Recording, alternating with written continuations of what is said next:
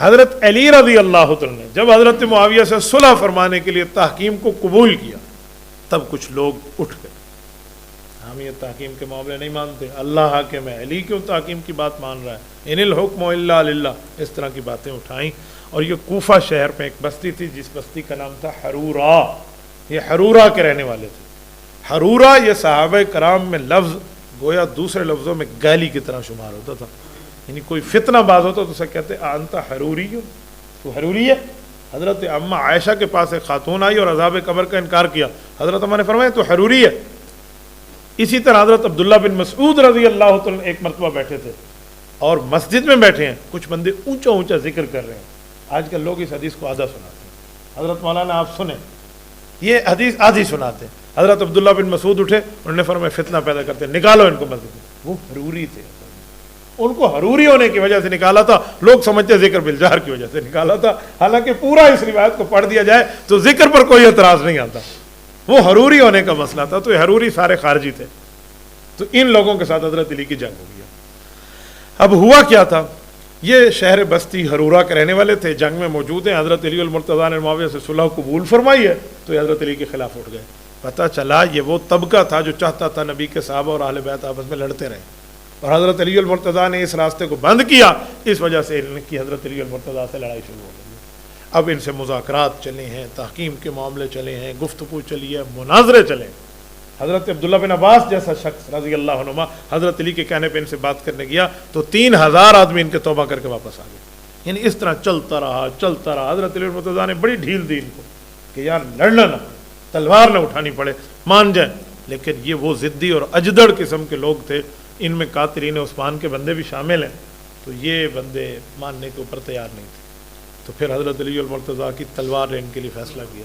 تو کہتے ہیں لا فتح الا علی ولا سیف الا ذوالفقار. تو یہ معاملہ.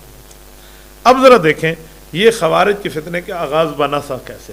میں آپ کی خدمت میں بات پیش کرتا ہوں، ذرا توجہ رکھیں. یہ مستدرک علی الصحیحین کی ایک روایت کو لے کر میں آپ کی خدمت میں تفصیل دینے لگا ہوں. حضرت علی جب جنگ صفین سے تحکیم یعنی صلح کو اختیار کرتے ہوئے واپس ہو رہے ہیں تو خوارج نے حضرت علی کے لشکر میں ہیں یہ حضرت ابوبکر اور حضرت عمر کے خلاف انہیں نازیبہ جملے کہنا شروع کر دی. شروع یہیں سے کی، حضرت ابوبکر اور عمر کے خلاف. حضرت علی نے اس کی بری حرکت کو برداشت نہ کیا، ان کی تردید کی، تو اس پر خارجی اٹھے اور حضرت علی کے لشکر سے بھی الگ ہو گئے.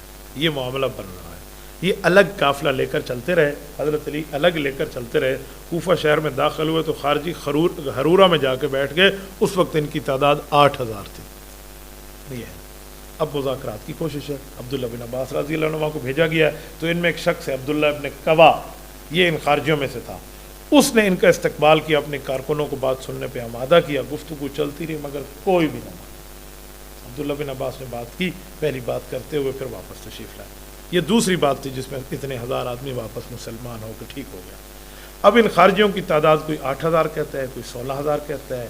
مختلف ان نے چھاونیاں لگا دی، علاقے میں فساد برپا کر دیے، اور ان لوگوں نے کسی کو اجازت لیا بغیر اندر آنے جانے کے معاملات نہیں تھے. گویا ریاست میں ایک ریاست کا یہ وہاں بیٹھ گئے. پھر انہوں نے اپنا امیر بھی مقرر کر دیا حضرت علی کے مقابلے میں، جس کا نام تھا عبداللہ بن وہب. یہ خارجی ہے اور اس کو امیر مقرر کیا ہے.